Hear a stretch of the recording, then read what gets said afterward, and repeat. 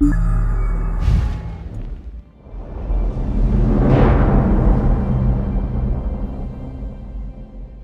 I'm Paul Sage. Hi, I'm Nick Conkle. Hi, I'm Dan Crenshaw. And we're here to talk about the group gameplay in Tamriel. Yeah, so here what we're looking at is an overland boss monster. One of the things we looked at is the fact that people at first really kind of like to get their legs, so to speak, under them by playing alone. And so what we wanted to do is provide friction elements to really get people involved in playing with other people, because we don't want to force you to play with others. We want to give you encouragement. So we opened up here with Sorcerer's Crystal Shard, kind of stunned the guy right off. I'm the healer there, just went into lightning form. We'll do it again. Yeah. So that's going to reduce my damage. So I usually pop that when the boss has turned to target me. You see me blocking there as he unleashed his AoE. I popped the healing ward, or steadfast ward, on my buddy Eric there, since he was getting focused by the boss.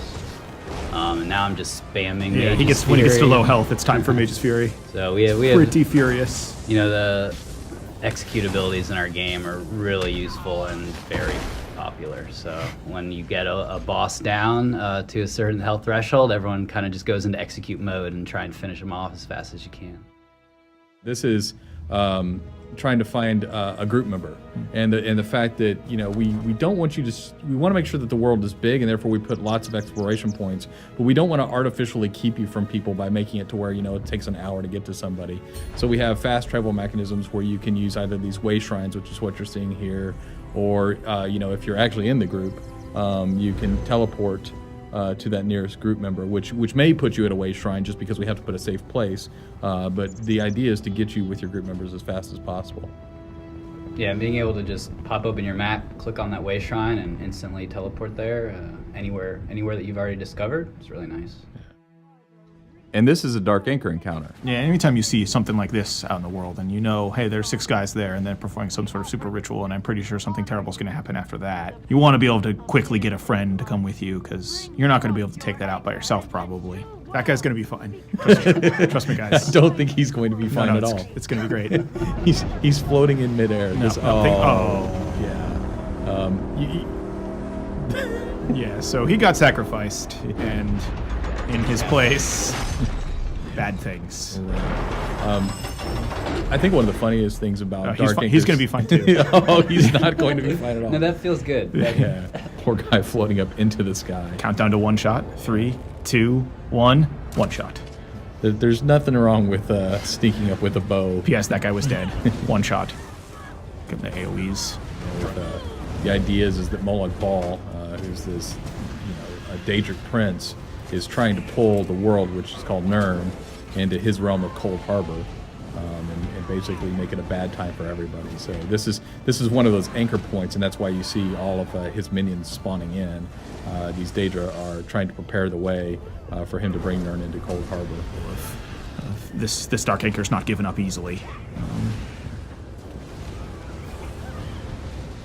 You know, I think we're pretty well positioned here to make sure that we can, you know, but we can see monsters. Every person's engaged in an individual little fight, and Dan sort of in the back healing, but also dealing with guys that are rushing at him. So there's just enough action that if you aren't coordinated and working together like this, then, you know, everyone will just scatter and die on their own. So.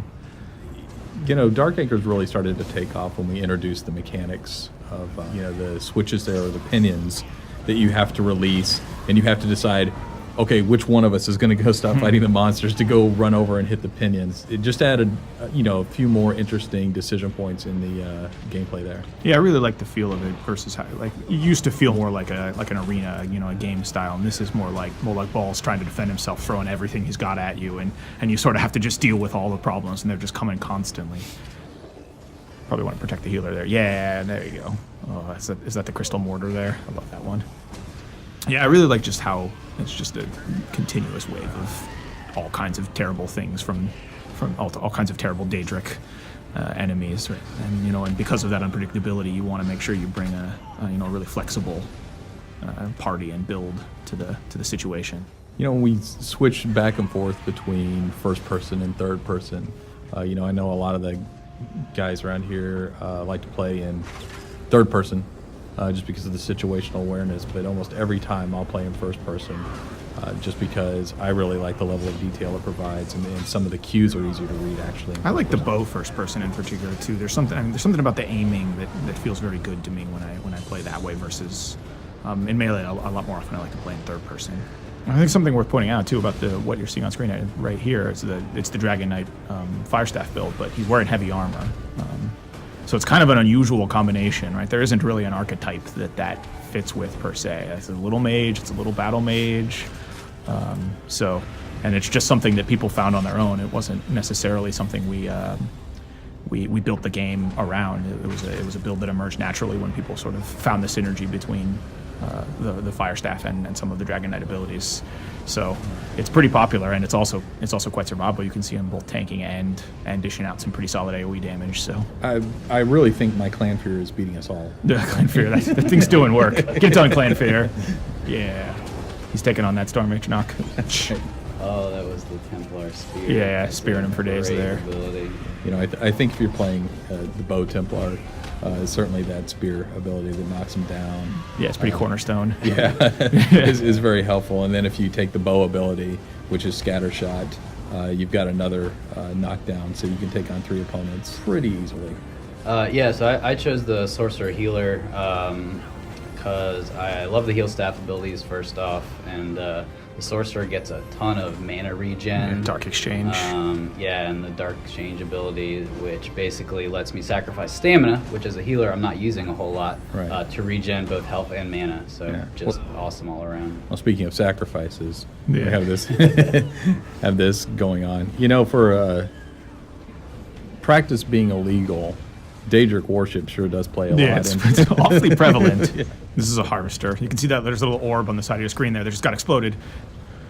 That will gradually restore health if you don't stop it from getting to the harvester. That's sort of how you take her down. And there's 4 of them that spawn, and you have to take them out before they get to her. Ooh, nice dodge. Yeah, that was a pretty sweet dodge roll. I think a harvester is actually one of our unique Daedra for Elder Scrolls Online, correct? Yeah, I think so. Yeah.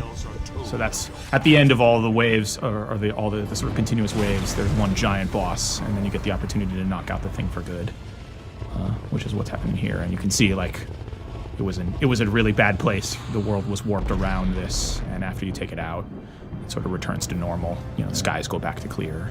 Yeah, Pretty sparkles. Yeah, take that, Molag Ball. Stay out of our Tamriel.